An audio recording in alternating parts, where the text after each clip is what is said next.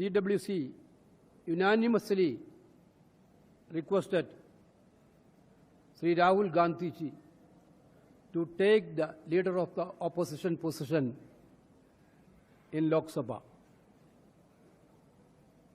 All the participants unanimously put up their views on this issue. Everybody was unanimous that Rahul ji should take leader of the opposition position in the Lok Sabha. Because we already told, during this election we raised so many issues, burning issues, unemployment, price rise, Agniveer-like issues, women issues, social justice issues. So these issues has to be continued in a greater manner inside the parliament also. Rahul ji is the best person to lead this campaign inside the parliament. This is what the CWC's view.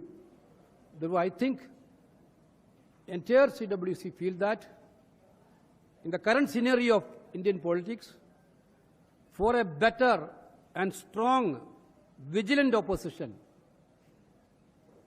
those who want to protect Constitution also, should be safe under the leadership of Rahul Gandhi ji as a leader of opposition. This is what the CWC resolution. Thank you.